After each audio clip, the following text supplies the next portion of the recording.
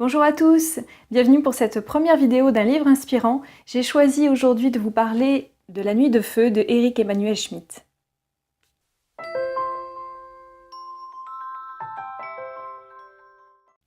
Il s'agit d'un jeune homme de 28 ans qui part faire une expédition dans le Sahara algérien sur les traces du religieux Charles de Foucauld dans l'idée d'en faire un scénario pour un film.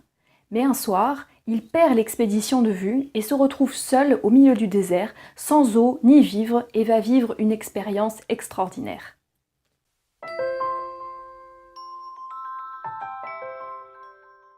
Ce livre, c'est la transformation d'un homme. Alors ça commence de manière très classique, comme un récit de voyage, mais peu à peu, l'auteur nous amène à un questionnement profond et sincère sur la vie. Alors il a toujours eu ces questions, sur Dieu, sur son rôle sur Terre, mais il n'a jamais vraiment obtenu de réponse. Il a des débuts de pistes, il a fait des études de philosophie, mais le savoir acquis n'est pas le sien, il n'a pas fait sa propre expérience de Dieu. Il le reconnaît très volontiers d'ailleurs. Il n'a pas la foi, et en fait, il ne la comprend pas. Ce qui est intéressant, c'est que durant cette expédition, il va se retrouver face à des gens de cultures différentes, de religions différentes, et qui ont des idées bien précises sur Dieu et le fonctionnement de l'univers. Et ils vont échanger leurs idées et avoir des dialogues très enrichissants et parfois très drôles.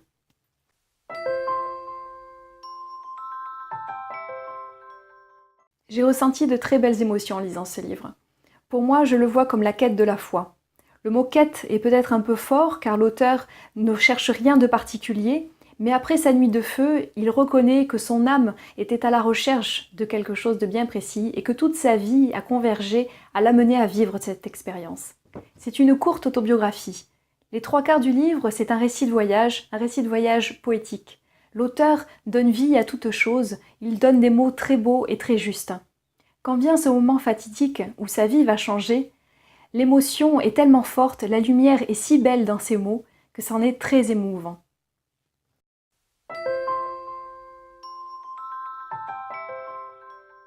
Je recommande ce livre aux personnes qui aiment les romans, les récits de voyage, aux personnes sensibles qui sont proches de la nature, et je recommande aussi aux personnes qui ont une idée bien précise sur Dieu, ou au contraire celles qui se posent l'éternelle question de est-ce qu'il y a un Dieu ou pas.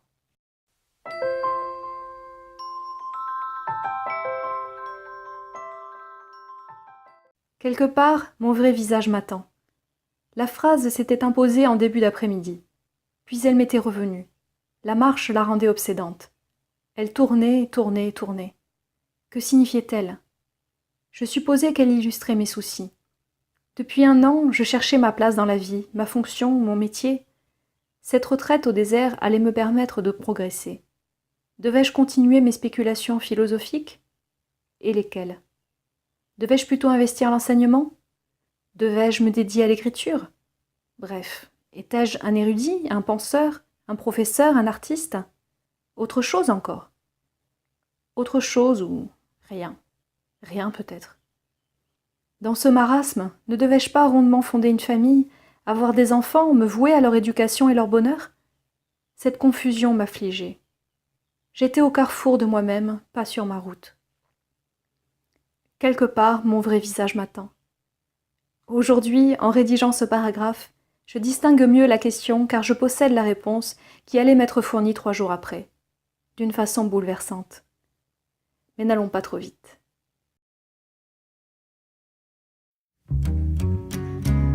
Cette première vidéo est maintenant terminée, merci beaucoup de m'avoir suivi. N'hésitez pas à me laisser un commentaire pour me dire si ça vous a donné envie de lire le livre.